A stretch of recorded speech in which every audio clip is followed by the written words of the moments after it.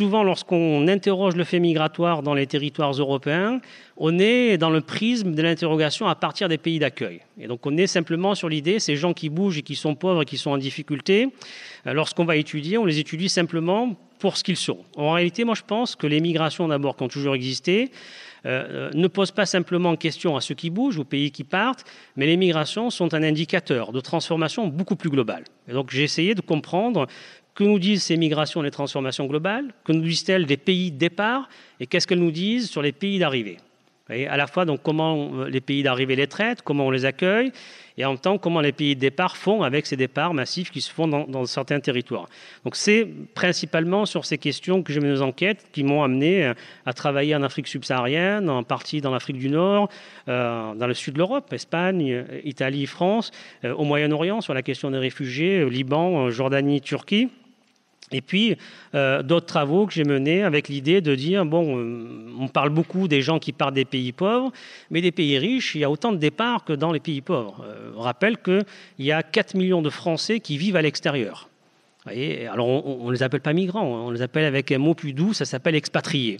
Vous voyez, alors, ce n'est pas des migrants parce que nous n'avons pas de migrants qui partent, ça n'existe pas, les migrants, c'est simplement ceux qui arrivent, ceux qui partent, ce sont des expatriés. Ils sont 4 millions à partir au Moyen-Orient, en Amérique du Nord, en Angleterre, peut-être qu'avec le Brexit, certains vont revenir ou vont partir en Allemagne.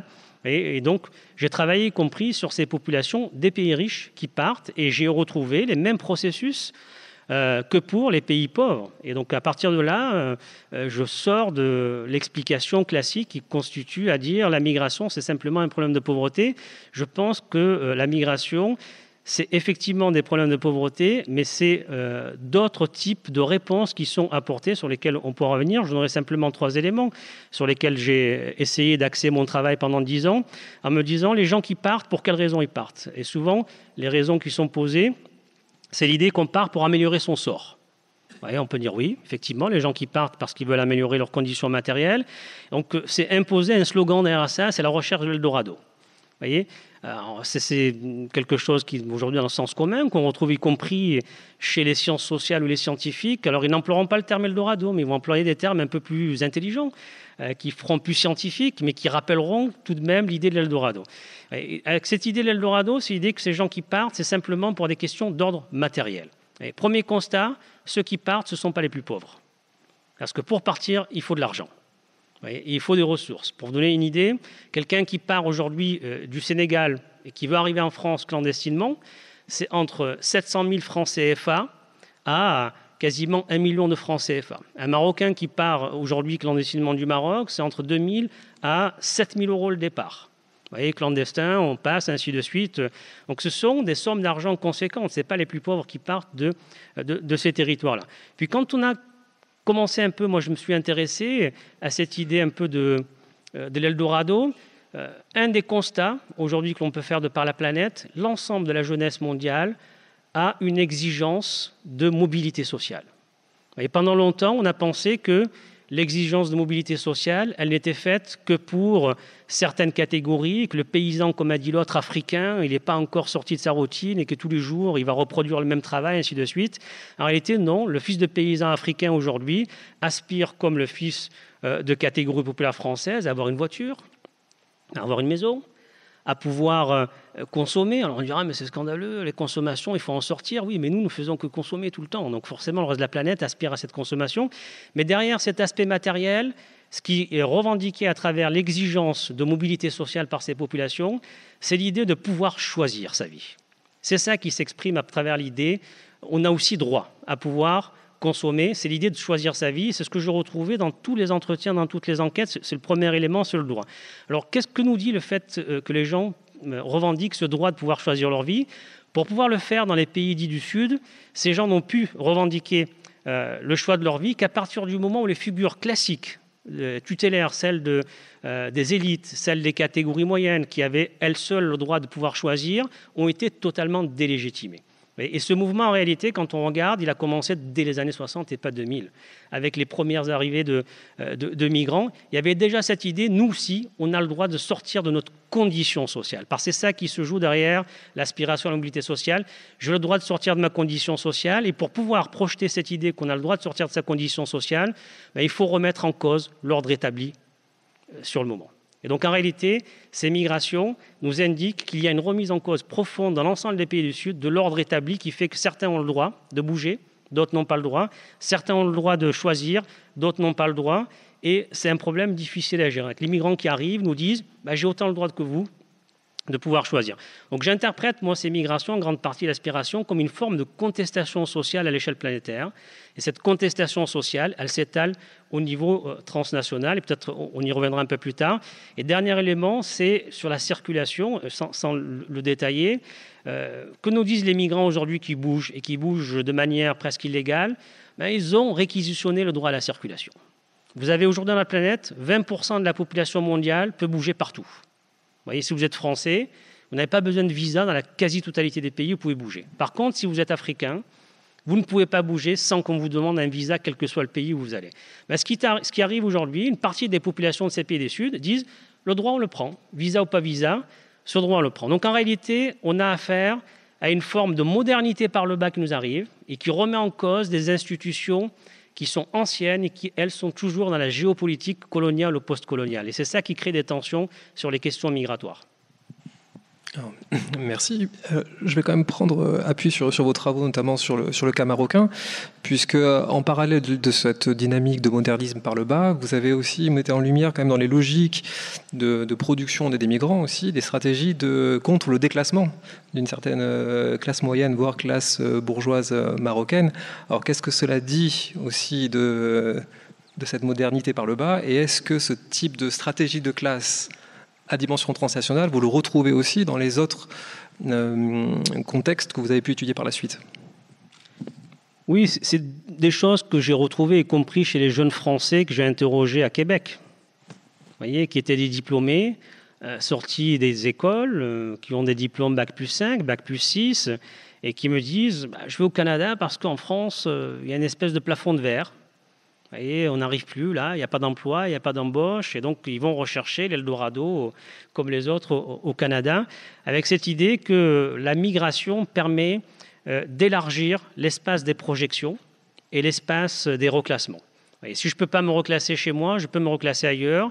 Donc on a un nouveau rapport à l'espace et à la géographie. Et ce rapport à l'espace et à la géographie, il remet en cause en grande partie les frontières de l'État-nation ou de l'État national. Donc oui, les classes moyennes marocaines partent pour lutter contre le déclassement, mais je dirais que les catégories populaires marocaines ont la même démarche. Alors quelle idée que la mobilité sociale aujourd'hui n'est vraiment plus, comme je l'ai dit, quelque chose qui est réservé à quelques-uns. Et ça, on dit comme ça peut paraître évident, mais c'est un changement qui est quand même important, parce que si vous avez sur la planète 3 milliards de personnes qui sont en situation de pauvreté, qui commencent à penser que leur situation de pauvreté n'est pas légitime. C'est ça qui est derrière l'idée de la mobilité sociale. C'est que ma situation n'est pas légitime, c'est pas naturel, c'est pas normal. Forcément, ça va produire du désordre à l'échelle internationale. Parce que vous avez 3 milliards de personnes qui pensent que leur situation est totalement anormale. Donc ce qui est simplement fait de mouvements migratoires, en réalité, se transforme sans que les migrants soient porteurs de ce discours, d'une espèce de revendication politique à l'échelle transnationale. Et c'est ça qu'on a du mal à saisir, parce qu'on reste coincé dans l'idée qu'il faut étudier le migrant, la pauvreté, les problèmes sociaux, alors qu'en réalité, il faudrait qu'on se détache de cela et qu'on se dise que nous raconte cette migration internationale qui se fait aujourd'hui sud-nord.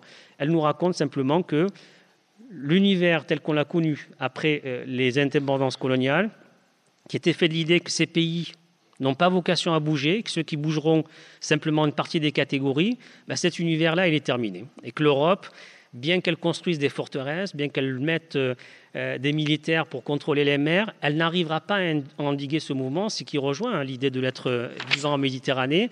Je dirais que l'Afrique aujourd'hui est extrêmement vivante, elle grouille tellement de vie que ces vies-là débordent sur les territoires qui, eux, sont un peu moins vivants comme les nôtres.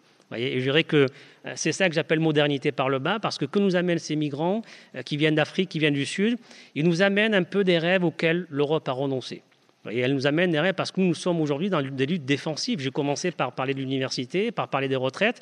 Nous sommes que dans des luttes défensives. Nous voulons conserver ce qui a été acquis, alors que là, on a des populations qui n'avaient rien et qui n'ont rien à perdre et qui nous disent on ne veut pas simplement conserver, on veut créer du droit. Et c'est ça qui nous manque aujourd'hui dans notre vision politique européenne. Et je pense que si on venait à interroger, je pense qu'on est beaucoup moins vivant que les Africains parce que je suis convaincu que le passé c'était l'Afrique et que l'avenir c'est l'Afrique à ce niveau-là. C'est pour ça que je parle de modernité par le bas qui nous arrive. Alors, j'avoue que je suis très, très intéressé par ce que vous dites, puisqu'en vous lisant, et notamment en voyant un petit peu votre parcours et vous rappeler votre travail sur la classe ouvrière et puis ensuite sur les banquiers, j'avais quand même en tête une inspiration, je dirais même bourdieusienne. Quand je vois la fabrique des migrants, le mot fabrique, pour moi, tilte sur quand même un parti pris déterministe. Et là, du moins au principe sur ce principe de vie et de modalité par le bas, est-ce que vous en venez finalement à de plus en plus réintroduire la capacité individuelle, la liberté individuelle ou les capacités d'adaptation, de négociation des individus par rapport à aujourd'hui, je dirais, des mécanismes ou des systèmes que l'on pourrait croire plus structurants que cela? Je ne sais pas si j'aurais introduit des capacités individuelles d'adaptation. Moi, je pense qu'on a affaire à des imbrications.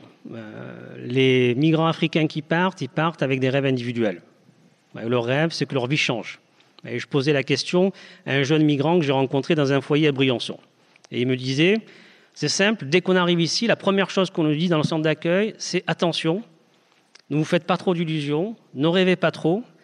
La vie, on ne choisit pas ce qu'on veut. Là, ce jeune me dit, après j'ai discuté avec le travailleur social qui nous a dit ça, je lui ai dit, comment tu es devenu travailleur social ?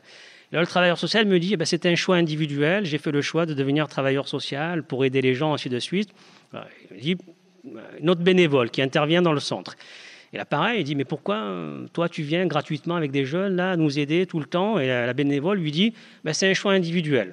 J'ai fait un choix de solidarité. Et il me dit, c'est simple, à chaque fois qu'on pose la question, vous nous dites tous que c'est un choix individuel, et puis quand vous arrivez ici, vous nous dites, attention, on ne peut pas choisir ce qu'on veut, ainsi de suite. Donc, quelque part, vous voulez choisir que vous, et nous, on n'a pas le droit de choisir. Et je trouvais qu'il a assez bien résumé, en réalité, voilà comment une analyse géopolitique peut être faite par un jeune Ivoirien dans un centre d'accueil à Briançon, et qui vaut bien les livres de Keppel et autres, en disant, voilà, c'est ça la ligne de fracture aujourd'hui que l'on a de par la planète. C'est d'un côté des gens qui peuvent choisir, de l'autre côté, des gens qui ne peuvent pas choisir, et souvent ceux qui peuvent choisir passent leur temps à dire aux autres, attention, on n'a pas le choix sur tout. Et c'est ça, aujourd'hui, qui est remis en cause par ces rêves individuels qui arrivent.